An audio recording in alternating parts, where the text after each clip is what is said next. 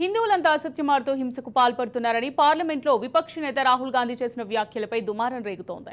ఈ క్రమంలో పలువురు బీజేపీ నేతలు ఆయనపై దుమ్మెత్తి పోస్తున్నారు. హింసకు దూరంగా ఉంటూ శాంతియుత వాతావరణంలో జీవించే హిందువులపై అలాంటి వ్యాఖ్యలు చేయడం తగదని హితవు పలికారు. క్రమంలోనే రాహుల్ వ్యాఖ్యలపై ఆంధ్రప్రదేశ్ రాష్ట్ర బీజేపీ అధ్యక్షురాలు ఎంపీ పురంధేశ్వరి ఓరేంజ్లో ఫైర్ అయ్యారు. 1975లో దేశవ్యాప్తంగా ఎమర్జెన్సీని విధించి రాజ్యాంగ స్ఫూర్తిని దెబ్బతీసిన వారు నీతులు చెప్పడం హాస్యాస్పదంగా ఉందని అన్నారు. వేలాది మంది సిక్కులను ఊచకోత కోసిన వారు పార్లమెంట్లో వేదాలు వల్లించడం కాంగ్రెస్ పార్టీకే చెల్లిందని చురకలంటించారు. హిందువుల పట్ల చులకనగా మాట్లాడిన రాహుల్ గాంధీ వెంటనే భారతదేశానికి హైందవ ధర్మాన్ని ఆచరిస్తున్న కోట్లాది మంది హిందువులకు క్షమాపణ చెప్పాలంటూ పురంధేశ్వరి డిమాండ్ చేశారు.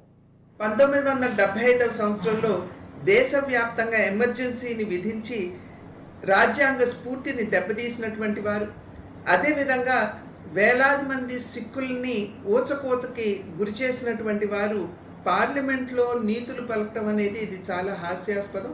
నిన్న రాహుల్ గాంధీ గారు పార్లమెంట్లో నిలబడి హిందువులందరూ కూడా అసత్యాలు పలుకుతారని, అదేవిధంగా వారు హింసకి పాల్పడతారని వారు చెప్పడం అనేది దేశంలో హిందూ ధర్మాన్ని ఆచరిస్తున్నటువంటి కోట్లాది మంది మనోభావాల్ని వారు దెబ్బతీయటమే.